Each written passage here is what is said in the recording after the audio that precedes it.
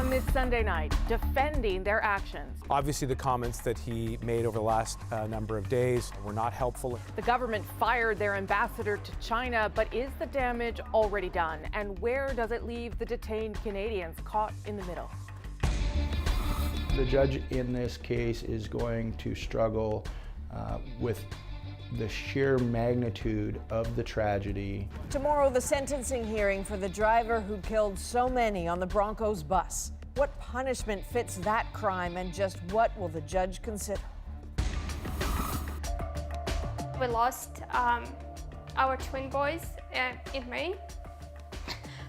But weeks later, a package of free formula landed at her door. So how did the company know she was ever pregnant? A Go Public investigation on how your private information can be shared without you knowing. This is The National.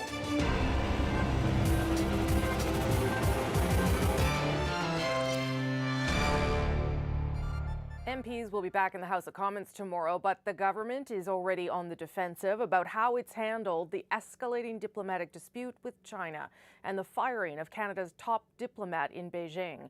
John McCallum is now Canada's former ambassador to China after his recent unscripted comments about Huawei CFO Meng Wanzhou, saying it would be great for Canada if the U.S. dropped her extradition request, even going so far as to lay out legal arguments that could help her fight the case. As Katie Simpson tells us, the Trudeau government is now offering its first explanation of McCallum's unprecedented firing. I'll just say my statement speaks for itself, and I'm going back to China tomorrow. John McCallum's restraint ended there. Once inside this Vancouver luncheon on Friday, he repeated the words that got him in so much trouble earlier in the week. Within 24 hours, he was fired, and the government is now in damage control mode. Obviously, the comments that he made over the last number of days were not helpful and did not reflect the position of the government of Canada. McCallum is accused of undercutting the government's position on the arrest of Meng Wanzhou. The Huawei executive was arrested by Canadian authorities on an extradition request from the U.S. Ottawa has gone to great lengths to argue there will be no political interference in Meng's case. And as I said, I think Ms. Meng has quite a strong case. But twice last week, McCallum advocated for Meng's release, musing some sort of deal could be cut between the U.S. and China. And to think that he did this on his own without approval from the Prime Minister's office, I think is naive. The Conservatives question if McCallum's real crime was getting caught and whether he was instructed to quietly deliver a China-friendly message. The Liberals say not true. I think floating any type of suggestion in the absence of any factual basis is actually quite irresponsible, given that there are two lives which are at stake right now. China is criticizing McCallum's dismissal. An editorial in a state-linked tabloid quotes a Chinese folk saying, "You cannot live the life of a whore and expect a monument to your chastity," accusing Canada of being hypocritical. The Prime Minister is now looking for a new ambassador, and he's being encouraged to put more resources into dealing with China. Perhaps the Prime Minister would do well to have a special envoy like Jean Chrétien, who could be sent over to China to just focus on the detainees. The second in command at the Canadian Embassy in China, Jim Nicol, is now in charge. His top priority is preparing for consular visits with the two detained Canadians in the next couple of weeks. Katie Simpson, CBC News, Ottawa. For more on the impact of John McCallum's dismissal, we turn to someone who served as the Canadian ambassador to China just before McCallum, Guy Saint-Jacques, and he joins me now from Montreal. Mr. Saint-Jacques, can you just start by giving us a sense of how you think the dismissal of Mr. McCallum may complicate our relationship with China further? Well, I must say first that when I learned yesterday that he had resigned, I was quite saddened because I feel for Mr. McCallum and his wife, but also this is happening at a very bad time, right in the middle of an ongoing crisis with China. But I think that, in fact, with him leaving his position as ambassador, it should help to clarify the Canadian position with the Chinese government, because otherwise I think they might have thought that he was speaking for the Canadian government, that he was trying to provide messages on the Canadian position, and there was a risk also that this could undermine the legal process that has started. What do you think it means for the Canadians who are detained right now? Should they be concerned about their cases now that there is no ambassador officially in place? I think it creates a challenge. I don't think there will be a direct impact on the Canadians that who are detained. Although obviously it's always better to have an ambassador in place, and we have to be realistic. It will take a few months at the minimum before Mr. McCallum is replaced, and I think that's why probably it would be important for the Prime Minister to consider either to send a high-level envoy who would be tasked with trying to resolve the issue, or at least lower the temperature with the Chinese, because I think we are at the stage where we need a good face-to-face dialogue. And when you say it should be a high-level envoy, do you think the government should go as far as sending Foreign Affairs Minister Chrystia Freeland? Well, I think it's obviously it's for the Prime Minister to decide, and there are a number of people that could go, but I think what is important is to send someone of some significance to show to the Chinese that we pay attention and we want to hear what they have to say. I think Mrs. Freeland would be a good choice, but on the other hand, also the National Security Advisor to the Prime Minister would also be someone senior, and it would send the message that we want to sit down and have a good discussion. Monsieur Saint-Jacques, thank you very much. Appreciate it. Merci beaucoup. À la prochaine. Well, whatever the Prime Minister chooses to do, you can bet he will get an earful from the opposition tomorrow. That's when Parliament returns from the winter break. The China standoff, the economy, the Kingston terror raids, expect question period to be very, very lively. Don't forget, we are now in an election year, 9 months away. Every political point matters. The campaign may not have officially begun, but as Salima Shivji explains, mapping out strategy sure has.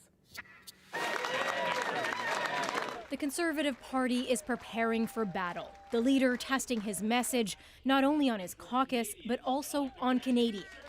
If Justin Trudeau is re-elected, your taxes will go up. Everything, from the price of the gasoline you put in your car to the food you put on your table. Whether the Liberals have indeed hurt or helped your bottom line will be a key part of the campaign. But while the Conservatives focus on the economy, the Liberals have a rallying cry all their own. The Conservatives pretend to be for the people, but that couldn't be further from the truth. This is still very much the party of Stephen Harper. As the leaders tinker with campaign strategies, candidates are learning the basics, including lessons on the art of campaigning. Former CFL player Peter Diakowski, for one, aims to convince Hamilton voters to choose Tory blue. I've got a really exciting opportunity to turn a riding blue for the first time in about 40 years, give or take. Hi, Rosalind. How are you? And with 9 months to go, the door knocking has begun. Liberal candidate and former Olympian kayaker Adam Van Couverden hopes to win the riding of Milton near Toronto. It's a very, very interesting community, and its needs are changing too. I didn't get involved in politics to do something easy, just like I didn't get involved in sports to do something easy. NDP! But perhaps October seems the furthest away for the NDP. They're still focusing on this candidate, their own leader, Jagmeet Singh, who must win a crucial by-election next month just to enter the House. And he's getting help from a prominent NDP figure with issues of his own, former MP Sven Robinson. It's tough right now, there's no question about that. People still don't know Jagmeet Singh, and I'm absolutely confident that as they get to know him, they're going to see that they've got a fighter. Starting tomorrow, those messages will be tested out here in the West Block as Parliament resumes for the last session before the election. Salima Shivji, CBC News, Ottawa. West Block is actually new digs for MPs. Parliament's proper home is, of course, in the centre block, and it's undergoing extensive renovations. For the next decade or more, they'll work here. The desks are in now, but the now refurbished West Block was first closed back in 2011 for more than $800 million in upgrades. There's now double the square footage, along with a striking new glass canopy. Inside that canopy is where the chamber now sits, and just like Centre Block, it's connected to the rest of the complex by a series of tunnels, which is how I got lost just last Wednesday. Let's turn now to the U.S., Adrian, where hundreds of thousands of government workers are heading back to work tomorrow. Indeed, and they will be getting paid again finally as this, the longest U.S. government shutdown in history ends, or at least is put on pause. So here's what we know. Donald Trump blinked on Friday, agreeing to reopen the government without money for his border wall. But this is not over. The standoff with Democrats goes on with, as Paul Hunter tells us, threats and attacks that just keep on coming.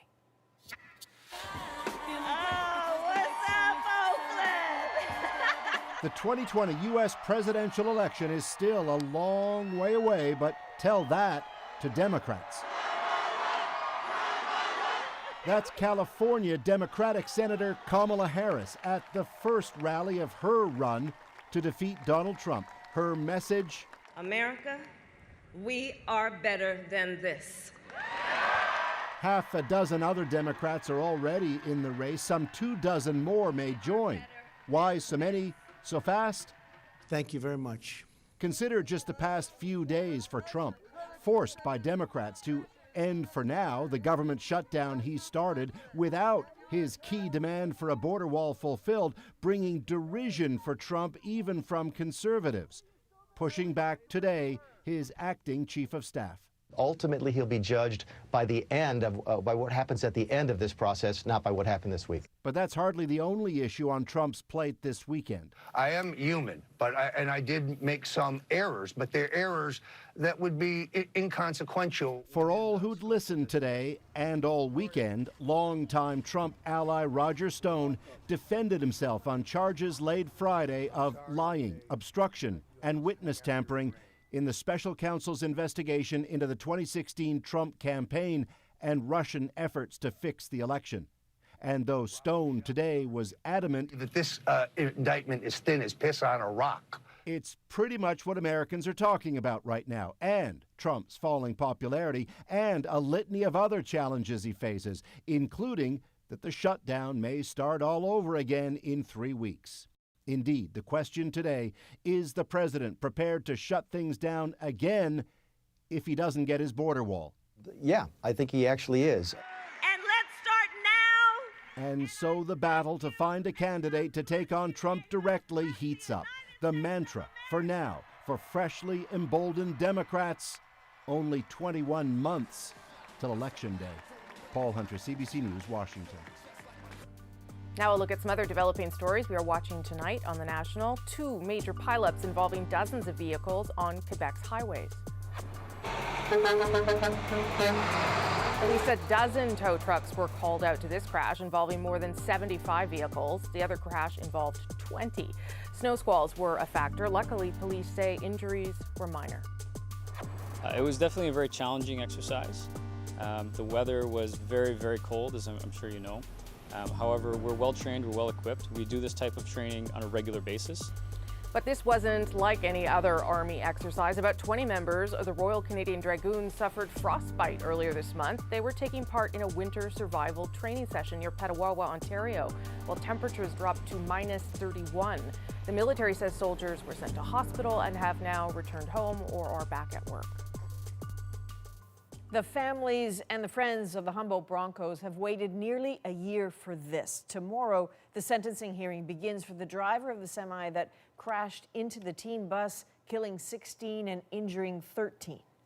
So many lives taken or changed forever. It will likely take days to hear all the victim impact statements. So what's the appropriate sentence for Jaskirat Singh Sidhu?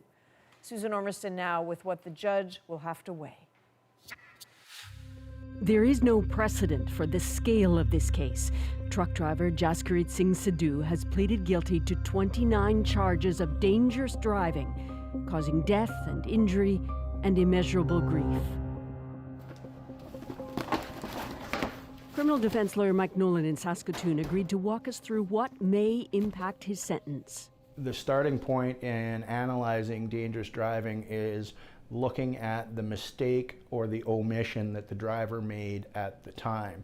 The case law says we don't work backwards from the harm that was caused. So does the number of casualties, so many in this case, affect the sentence? That's a very difficult question to answer, Susan, and certainly the families that are affected by this would like it to. The general public would probably like it to. But I'm not sure that judges have necessarily endorsed that line of thinking. because that then puts the harm at the forefront and not the mistake or the omission made by the person. We don't yet know all the facts, and RCMP forensic report is to come. We do know Sidhu barreled right through a stop sign into the intersection at highway speed. Dangerous driving causing death carries a maximum 14 years, for injury 10 years, and Sidhu faces 29 counts, but case law suggests his sentence could be well below the maximum. A judge must determine Sidhu's moral culpability. Was he distracted or tired? Was he speeding or too inexperienced?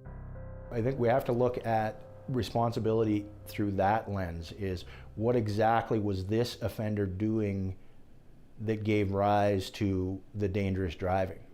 And what if he did nothing else but lose attention or make this fatal mistake? Then in my mind, a 3-year sentence would probably be the appropriate starting point for thinking about what his degree of responsibility should be after that. Do you think people will have a tough time with that? I think they will have an incredibly tough time with that. Historically, Canadian jurisprudence, both on the civil side and criminal side, hasn't seemed to value human life as much as members of the public would like it to. Nolan defended a trucker 2 years ago. Same charges, dangerous driving causing death and injury. Norman Lavoie missed the warning signs of a construction zone on the highway and plowed into a car waiting to proceed. 3 teens died. A flagman was badly injured. The Crown asked for 6 years. Lavoie got 3 years in prison, within a range of sentencing for dangerous driving and death where alcohol is not a factor. But the Broncos crash is tragically unique, and the judge will have to grapple with so many lost. When he said guilty to me, I have my closure. If he sends a day, if he spends 10 years, time is irrelevant. Dad Scott Thomas will be back in Melfort this week with many Broncos families who will have statements for the court. Explain to me then, what is the purpose of victim impact statements? Part of the sentencing process is to promote a sense of responsibility in the offender, not just punish the offender. And the purpose is to educate both the court and the offender of how this crime has impacted people. But it's Sidhu's actions at the core, what he did or failed to do. Pleading guilty will help him. Mr. Sidhu advised me, I don't want to make things any worse. I can't make things any better, but I certainly don't want to make them worse by having a trial. Now it's up to Melfort Judge Inez Cardinal to determine what penalty. I would have to think the judge in this case is going to struggle with the sheer magnitude of the tragedy while trying to keep the focus on the legal principles involved. And I don't know that she can render a decision that's going to satisfy many of the people involved. Susan Ormiston joins us now from Melfort, Saskatchewan. So Susan, where exactly are you in Melfort? Yeah, well, this is the community center, and softball practice has ended. They're clearing the gym now to put in a makeshift courtroom. The courthouse in Melfort, about 6,000 people here, was just too small to accommodate all the families and friends that are coming here for this week-long sentencing hearing. So it will be here. The actual site of the collision back on April 6 is about 60 kilometers down the road, and tomorrow we're expecting to hear more facts about what actually happened in that intersection, drawing from the police report. And then there will be 2 to 3 days of victim impact statements from families who, a majority of the Broncos families are coming here to tell the court what this tragedy has meant for them. The defense will summarize what it thinks the driver should get as a sentence, and then, of course, the judge will have to decide. It will be a painful week, Adrian, but at least somewhat of a closure to at least the legal part of this tragedy.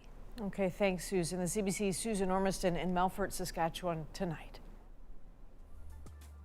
Still ahead tonight on The National, he once had a promising future on the ice. Connor Crisp shares his story and talks candidly about the concussions that forced him to give it all up.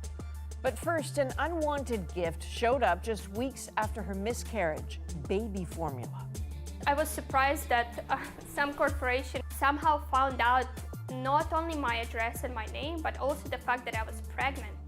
Go Public goes undercover to find out how your information could be shared without your knowledge. Next.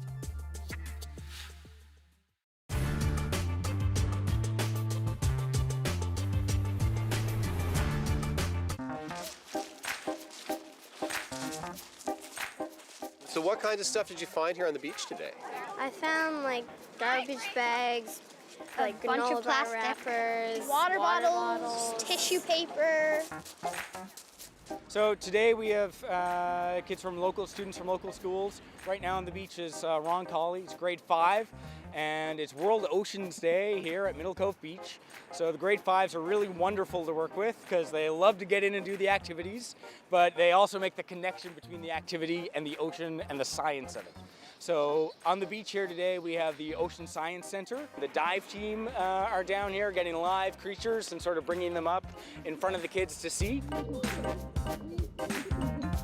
And we have a team from DFO also here doing activity on marine debris because oceans plastics is sort of the theme of this World Oceans Day. How does it make you feel when you find garbage on a beautiful beach like this? Sad because, like, knowing that it affects fish because I swallow the plastic. It's important because if we don't do this, a lot of the garbage, fish could eat it and then it could get caught in the organs and they can't eat, they can't breathe. Surprised you just how much plastic you found in a place like this? Yeah. It looks really clean, but then when you look around, you find a bunch of like trash around and then you're like, wow. What have you guys been teaching the kids about the oceans in classroom before you got to this day? Lots of discussions about awareness of the marine life and respect for them and the importance of keeping our oceans clean and caring for them like we do every other part of our world. It's amazing actually, right from when they start school, even sooner, they're aware of how important that is. So there are future generations, so teach them now, put it into practice, and that's what we're here to do today. Does it make you think differently about the kinds of things that you buy and shop for in your everyday life? Yeah, you could like buy reusable stuff. Like reusable bags, reusable water bottles, like all that. And less plastic stuff. I don't think that takeout places should use styrofoam because you really don't need it when you could just be using other stuff to put it in. When you eat like takeout and stuff, you don't have to have the plastic stuff on top. We should make more reusable things, and people should buy water bottles instead of the plastic ones. They should buy metal ones or the reusable plastic ones. And they could do more things like this to teach kids how they can do ways to prevent that. Because really, it's for our fault, and it's affecting us a lot.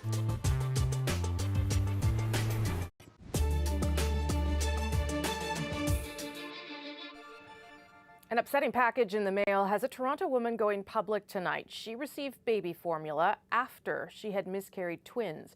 Turns out personal information she gave a trusted store wound up being shared in ways she never expected. Here's Rosa Marcatelli. What am I going to do with all this stuff? The unwelcome Welcome to Parenthood package arrived a few weeks after Kate Mansouri miscarried. My husband and I, we lost our twin boys in May. Inside were formula samples from a company she'd never dealt with. I was surprised that some corporation somehow found out not only my address and my name, but also the fact that I was pregnant. Mansouri had given those details to a pregnancy clothing chain. She says she had no idea Motherhood Maternity would spread her information around, giving it to several other companies under what it calls its Perks Savings Program. I assumed that they would be using that to share the promotions at the store. Our investigation found her information was then sold or shared again and again, by whom is unclear, ending up in the hands of companies outside that Perks program. Where is the limit of on using the personal data? On its website, Motherhood Maternity is clear that it shares customers' information. Go Public wanted to find out what happens in store. So here I am at one of the several malls in different cities that we went to do a test to see exactly what customers are told when they give up all their private information. Our transparency test found disclosure was all over the map. So when you do sign up for it, I mean, you will receive all kinds of emails from all kinds of different people. Oh yeah? Okay, it's good to know. So that information I gave you just stays within the store, right? Yes. Yes, it does. Canada's Federal Privacy Commissioner's new guidelines kicked in the new year, encouraging companies to be clear about how they collect and what they do with people's information. Organizations should disclose what personal information is being or may be collected, why it's being collected, how it's used, and exactly who it will be shared with. Privacy advocates say guidelines are okay, but data-hungry industries need to be reeled in with tougher laws. We need to elevate our protections here in Canada. It's unacceptable for the corporations to try to cash out on people's private life. All the companies involved say they take privacy seriously and comply with Canadian privacy laws. They've now removed Mansouri from their marketing lists. Rosa Marcatelli, CBC News, Calgary. Of course, if you have a tip for our Go Public team, you can send them an email, gopublic@cbc.ca. Up next on The National, the story of a promising young hockey player sidelined by concussions. Connor Crisp opens up about the devastating impact of his symptoms and leaving the game he loves. Hockey is just a game, but it's like all I knew for a long time. So should I have stopped playing sooner? I don't know, maybe, maybe not. I think I made the right decision now.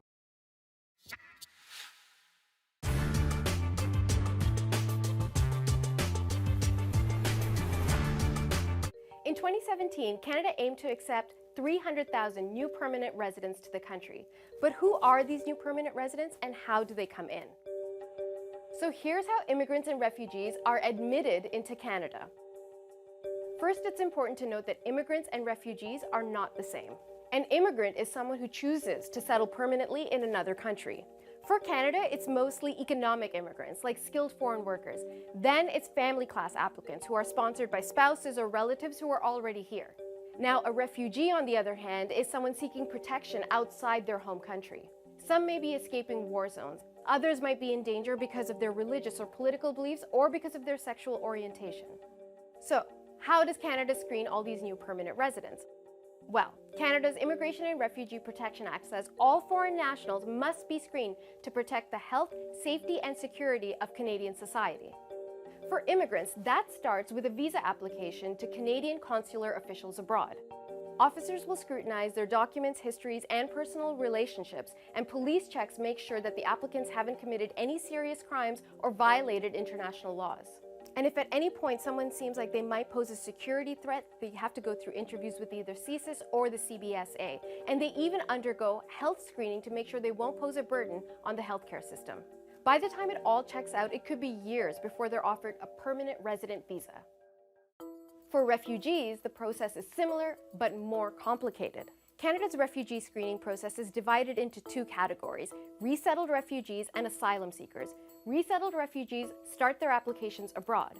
Asylum seekers, like people who walk across the border from the United States into Canada, usually start their process here, either at a CBSA office or at a screening station. All resettled refugees must be referred to Canada by a designated organization, like the UN's Refugee Agency. Before that can happen, applicants are scrutinized during in-depth face-to-face interviews. All refugees to Canada go through at least 2 of these interviews. Identities are confirmed using biometrics like fingerprinting and facial recognition. Travel histories are cross-checked with international partners, and the names are run against databases of known or suspected terrorists, spies, and war criminals. Then CSIS, the CBSA, and the RCMP can screen even further. Only after all of that can a person be granted refugee status to come to Canada. And remember, many applicants won't find a permanent home in Canada even if they are granted temporary asylum. Of the 15,000 in-country refugee applications processed in 2016, about a third were rejected. And that's not counting the hundreds of applications that were already terminated because the applicants either had criminal records or they abandoned their claims. Whether someone comes here as an immigrant or a refugee, the process is thorough. One security source tells us if there are any remaining concerns about an applicant, they'd sooner reject them or turn them aside than take a risk.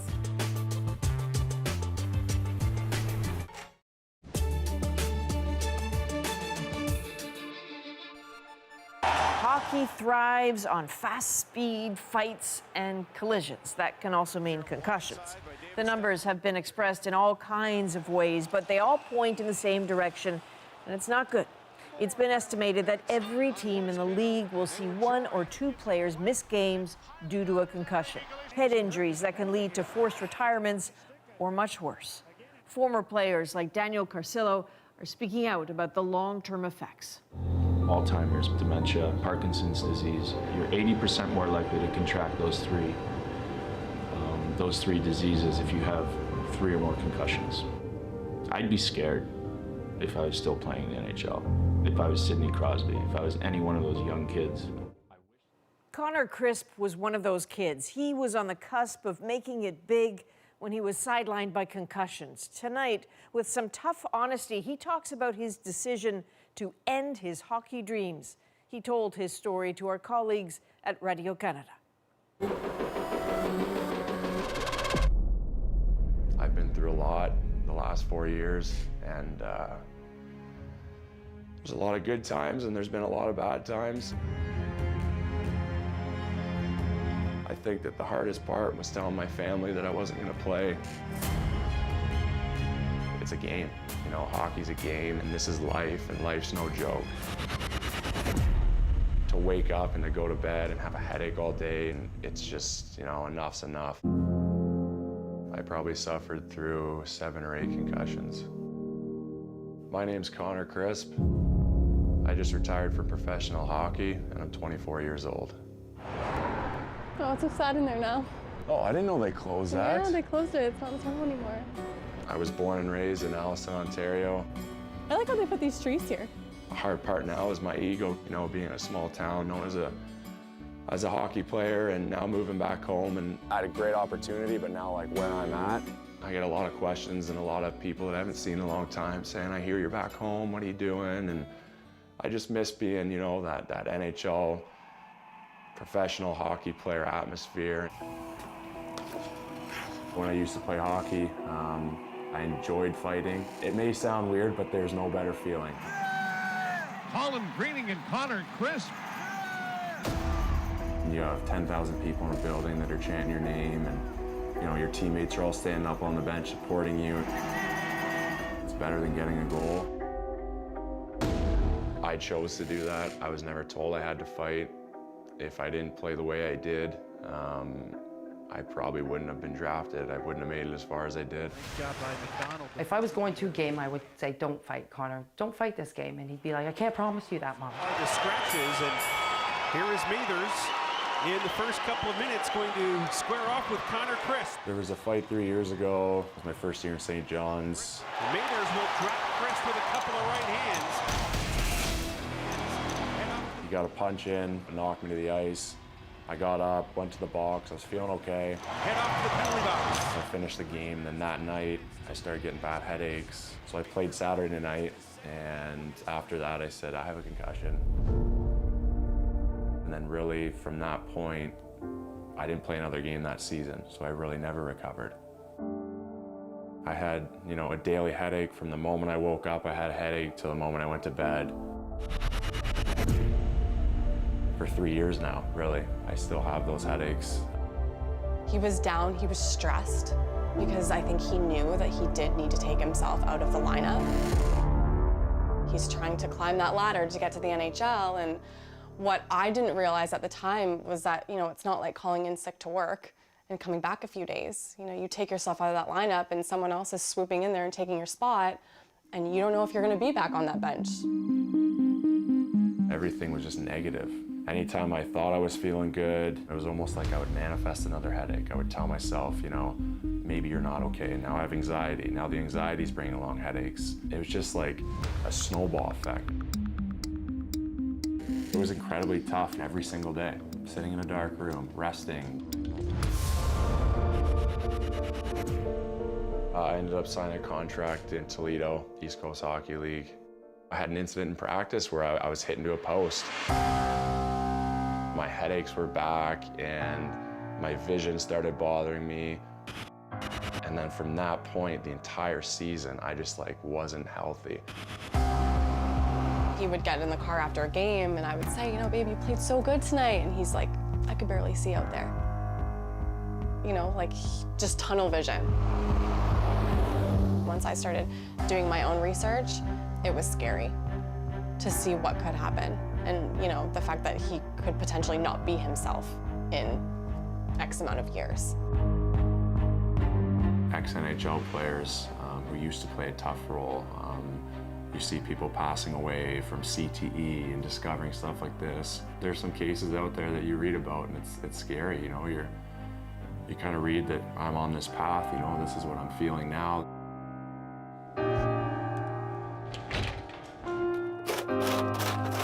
Some days I'll feel super excited, super positive, and then out of nowhere, the snap of a finger, I could just be in a bad mood. And I never used to be like that. Definitely mood swings. Like a long lineup at Tim Hortons, like we'd be having a great morning and all of a sudden he was just pissed. For anxiety, for anxiousness. I can't imagine how hard it was for him to have to, you know, hang up his skates and, you know, make that like public announcement about retiring, and because he's so young. I knew that I couldn't push him. He had to make that decision on his own. The YouTube video really got him, and it was fabulous, and I think that made his decision. I would give back all of my money. I would give back all of the time. You can take my name off the Stanley Cup twice over. I can't live like that anymore. You know, I just can't. I don't have a Stanley Cup to give up. I don't have millions of dollars to give up, but yeah, there's a lot I'd trade in to, you know, just feel normal. I was so close, you know, I was so close to making it. It's tough, because I love the game, so.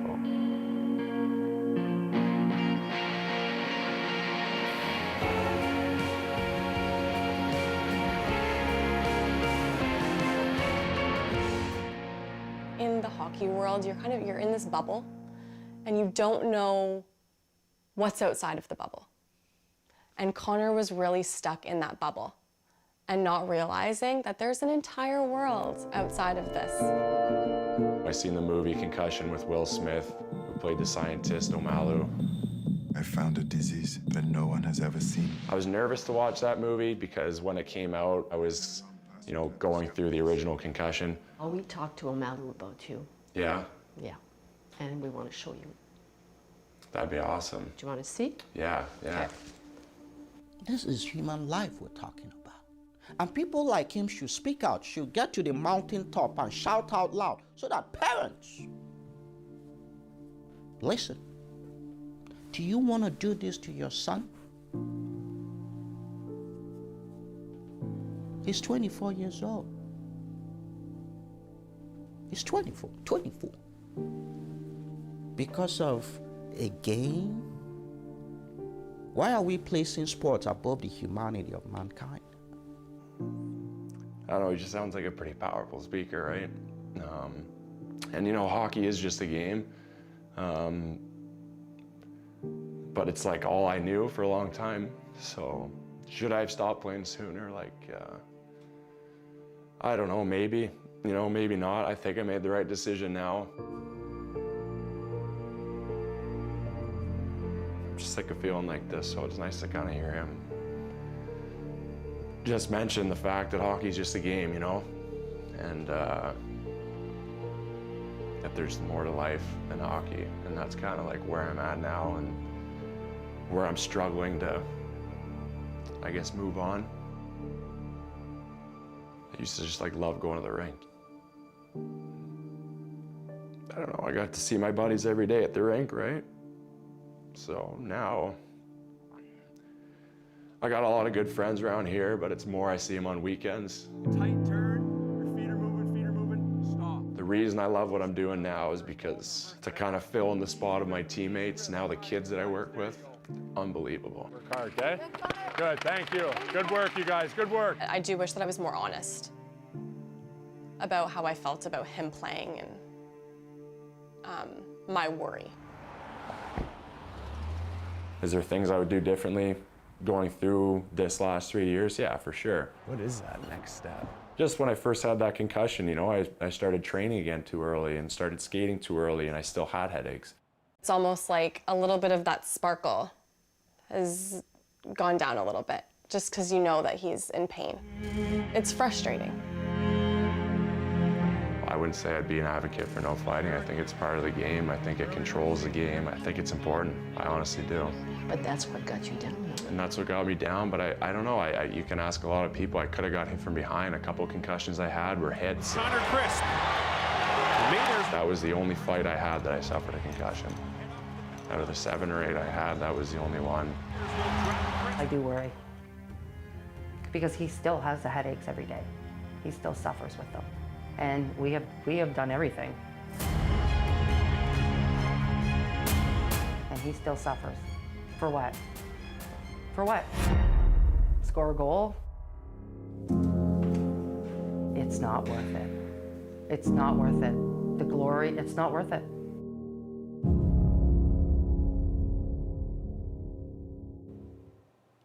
You saw Connor working with some kids in that story. He's actually started running a new hockey school. And as for his health, he says he has more good days now. Incredibly powerful. Up next on The National, both sides are digging in tonight in the fight for power in Venezuela. We'll look at how the political crisis in that country is being watched closely here in ours. It's almost like having two lives, because you have your life here, your work, but at the same time you're checking yourself on every time you can, because you know things are developing there.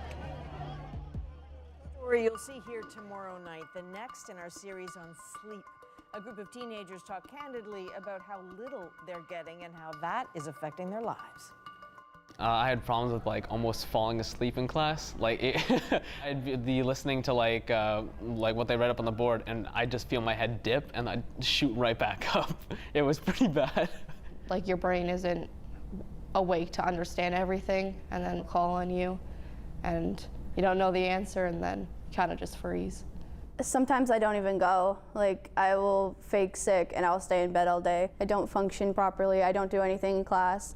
I fall asleep. I snap at people. It's not good.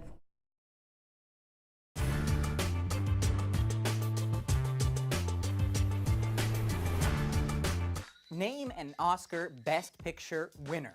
No Googling, just try. No, can't even think of a single Oscar Best Picture winner. Well, it's time to ask, what's an Oscar really worth? Good title. So an Oscar statue is worth about, well, $900. That's what it costs in the US to manufacture one of these things. Well, not this. This is a plastic knockoff. But the real deal is actually not made of gold. It's made of bronze with gold plating. But win one of these, and you've got it made, right? Well, maybe not.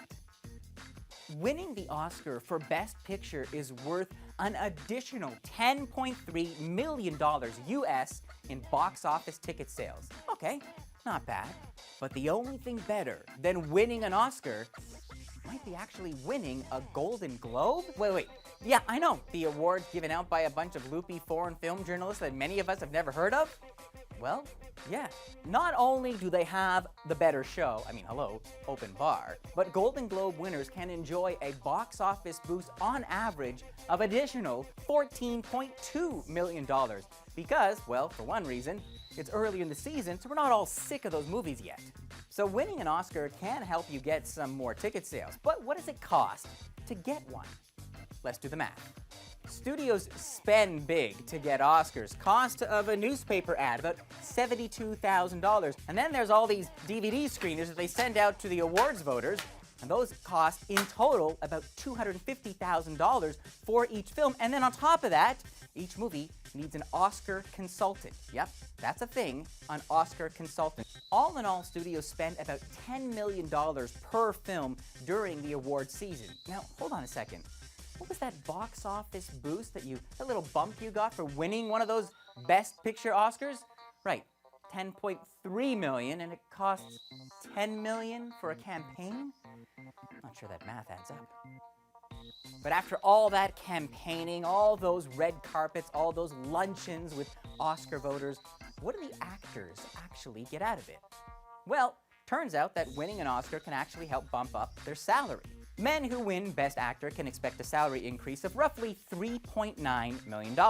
Women who win Best Actress can expect an increase of $500,000 or less. Might have something to do with that Oscars so male hashtag I've seen floating around. All right, so if this little baby doesn't help your career, or at least your salary, you can always sell it, right? Well, not really. Oscar winners are forced to sign a contract saying they won't sell or destroy the statue without first giving the Academy the option to buy back the award for the price of $1. That's right, one measly $1. Of course, the statues do occasionally find their way to the auction block, including statues from movies such as Citizen Kane, How Green Is My Valley, and the most an Oscar statue ever went for at auction, that would be $1.5 million US. The statue was for Best Picture for Gone with the Wind.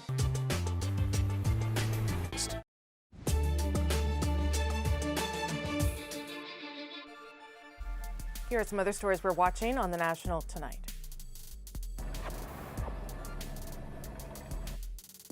In Brazil, fears of a second mining dam collapse forced 24,000 people to flee.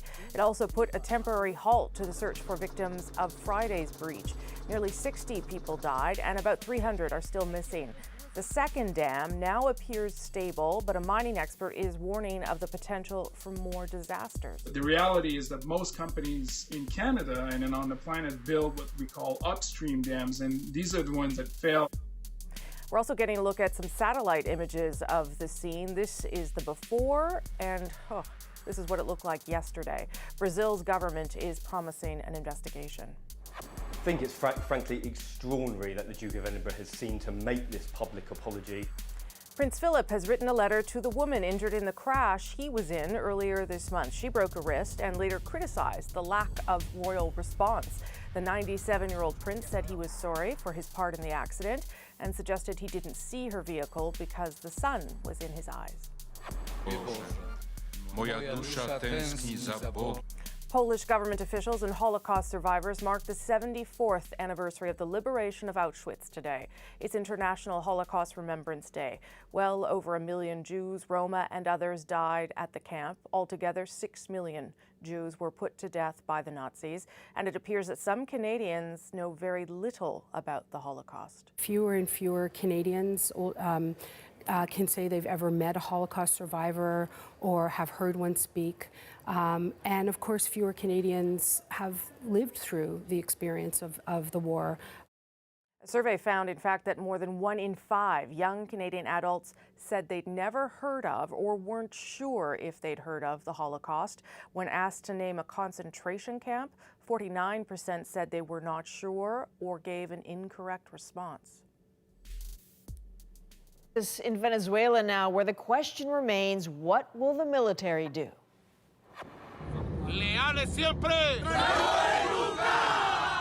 The two men, who both consider themselves president, made dueling appeals today to Venezuela's armed forces. Self-declared President Juan Guaido called on the country's soldiers to back his opposition movement as his supporters delivered amnesty offers to military bases across the country. Fuego! But in an effort to prove he has the backing of the armed forces, embattled President Nicolas Maduro oversaw war games today, telling troops Guaido's leading a coup and urging them to remain loyal to him. But there's already been one high-profile defection. Maduro's top military envoy to the U.S. threw his support behind Guaido. Solo faltas tú, soldado, amigo! And raising the temperature even further, today, Maduro rejected an international ultimatum to call elections within 8 days. He has been warned by Donald Trump's national security advisor that if there's any violence or intimidation towards U.S. personnel or Guaido or Venezuela's National Assembly, that there will be a significant response. What that means exactly is a bit of a mystery, just like the future of Venezuela. And with Canada backing the opposition, we wondered how some of the thousands of Venezuelans living in this country are feeling about this crisis. So we asked Briar Stewart to try to find out. Look at the poor guy. They're throwing the tear gas directed at him. These scenes are keeping Valentina Ruiz Leota and Laura Aveledo up at night. Leota moved here in 2013 after being mugged at gunpoint, and both still have family back home. It's almost like having two lives, because you have your life here, your work, but at the same time you're checking yourself on every time you can, because you know things are developing there. At least 20 people have been killed in protests in recent days, but Aveledo says the developments have given many people struggling with hyperinflation and widespread food shortages a glimmer of hope, but also unease. You know that something is brewing in the country, but you don't know when things are going to explode. They're grateful the Canadian government has joined the U.S. and other Western and South American countries, throwing support behind Juan Guaido, the leader of the National Assembly and now interim president. But they feel the NDP's stance is short-sighted. In a statement, leader Jagmeet Singh urged that Canada should not simply follow the U.S.'s foreign policy, particularly given its history of self-interested interference in the region. One of his MPs went even further. Nikki Ashton tweeted, "We cannot support an agenda of economic or military coups." I'm happy for a change. But Rolando Sandrea and his family are glad the international community is involved. They moved to Alberta more than a decade ago, one of a few thousand Venezuelans who came to work in the oil patch. Okay, now black beans. After being laid off, he opened this restaurant. He too is watching the events unfold in Venezuela with a lot of optimism. In my heart, after 20 years of this regime that is right now in Venezuela, I'm happy, of course. I know that it's a hard transition, but it will be benefit for all the people in Venezuela. Like everyone we spoke to, the real worry now is that Maduro could still prevail. I think for me that's the biggest fear, because it's, once again, a lot of noise for nothing. And they worry their families back in Venezuela could find themselves in an even more desperate situation. Briar Stewart, CBC News, Vancouver. The Moment is up next on The National. And tonight it's a very Canadian one, caught amidst that highway pileup we told you about earlier. But first. That's going to be very difficult to beat. In case you missed it, this weekend's annual NHL skills competition wasn't meant to become a full-blown battle of the sexes, but it kind of went there anyway. Female players were invited this year as demonstrators, meaning they couldn't collect cash prizes. But one of them, Kendall Coyne-Schofield, was then invited to take part as an actual participant in the fastest skater competition when Nathan McKinnon dropped out. She didn't win, but she gave Connor McDavid a serious run for his money. Meanwhile, Brianna Decker, who took part as a demonstrator, was incredible in the passing challenge, which basically requires the subtlety and precision of a ninja who is also a surgeon. Now, officially, Leon Draisaitl won with a time of 1 minute 9 seconds. But unofficially, Decker beat him by a full 3 seconds. And that triggered a social media explosion under the hashtag #PayDecker. People argued that if hockey is serious about inclusion, Decker should, well, get paid. And now she has $25,000 from a hockey equipment company, impressed with her performance. For its part, the NHL will donate $25,000 to each of the female players' selected charities.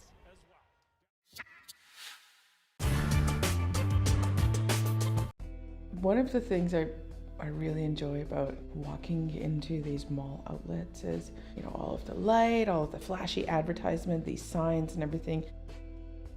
But when I walk through these stores, it's not very often that I just go in, I'm like, hey, I'm just going to look for a shirt.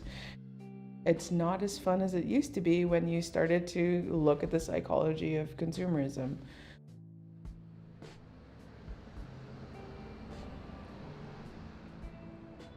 My name is Ursula Johnson, and I'm an interdisciplinary artist based out of Dartmouth, Nova Scotia. With this work for the Winnipeg Art Gallery, I really wanted to focus on the idea of the conversations that have happened already, initiated by Indigenous female performance artists.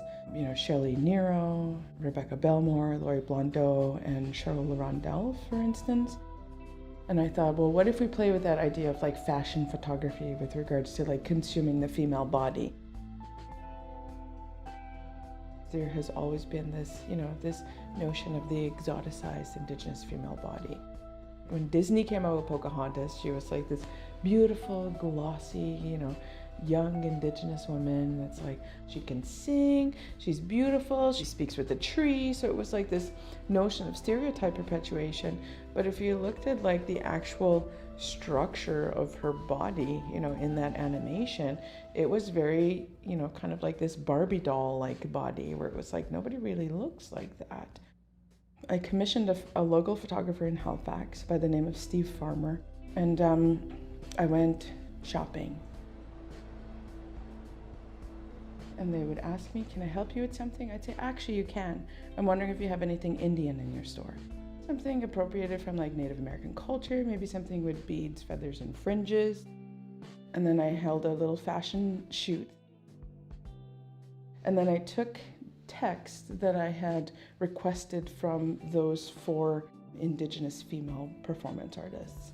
I asked them to write a response to kind of the topic of the commodified Indigenous female body. And so some of the quotes that they gave me were maybe memories they had from conversations with people, or some of them were their own words of trying to break down those notions of those stereotypes.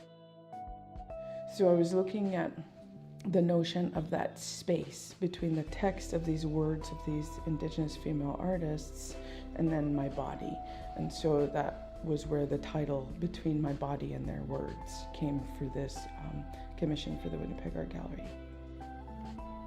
Looking at those ideas of consuming this female body, especially at this time when we're experiencing like a national crisis with regards to Indigenous women who are missing and murdered all across this country, and other countries are all over the world as well. There's not any real like super engaging critical conversations.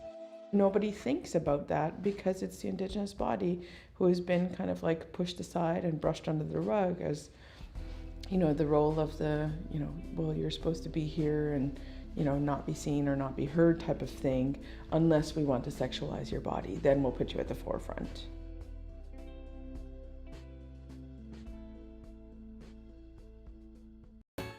Give a warm dobradoshi to my red carpet gown for the Crow's premiere. $3,700? Does this mean that I should start thinking about my look for the premiere?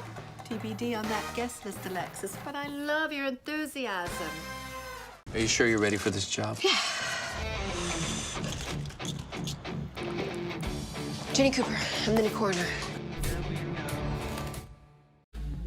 A snowy day and a bad stretch of ice made for some tough going today on Quebec's highways. As you saw earlier in the program, this was one of the scenes, a major pileup, but fortunately just minor injuries. But here's what you didn't see. Our moment of the day doesn't get much more Canadian than this.